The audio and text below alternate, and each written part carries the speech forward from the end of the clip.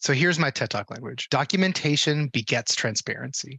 Transparency begets trust, and trust begets agency. When you have evidence, when you have documentation of your learners, ooh, the things you can do from assessment to portfolio creation to most importantly, just building this incredible culture that's co-creative and collective.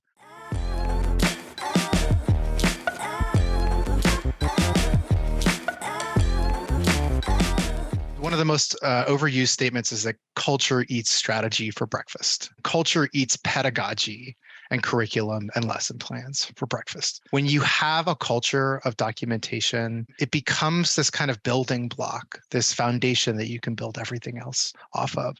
I think about three things when I think about a culture of documentation. I think about learners capturing reflections, their process, and their products.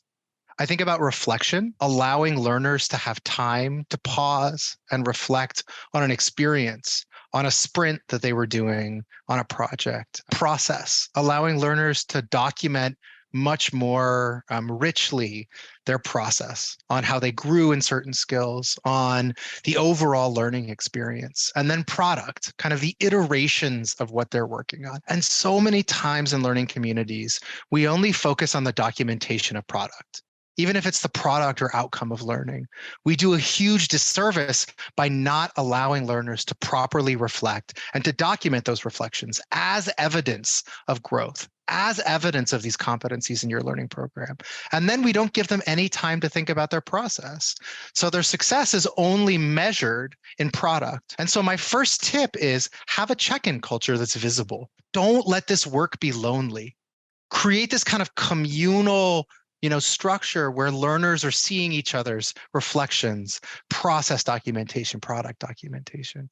That acts as incredible artifacts of excellence, if I'm using Ron Berger's terminology, that inspire, that act as kind of a scaffold, but also act as a standard that you can kind of set for your other learners too. Our CEO, Will Rapoon, talks about where if learners know that their work is being viewed, they're much more likely to document, because there's a purpose in them inspiring others or getting feedback that's quick.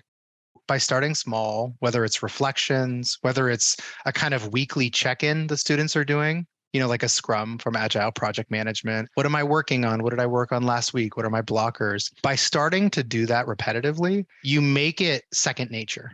And I promise you, it's going to be awkward at first, especially if you haven't done it before, right? And you're going to get those screenshots in Unrulr or in other tools of like their computer screen, And so what you just have to do is continue to build upon that culture and continue to praise and spend class time pulling up a couple of these posts that you really want to display and say like, this is what we're looking for, this video reflection, or like this documentation of how you built this.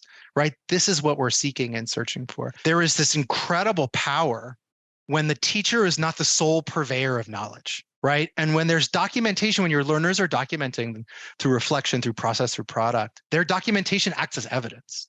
It acts as teaching tools. Like just think about that for a second, how you're shifting the power dynamic in a classroom and how important and powerful that is when other students are teachers to other students. When you are not the sole purveyor of knowledge, right? Think about the muscle memory. Think about like the skill set that learners are gaining when they become teachers of other learners. That is the power of documentation. And that is the power of creating this culture of documentation and evidence collection within your classroom too.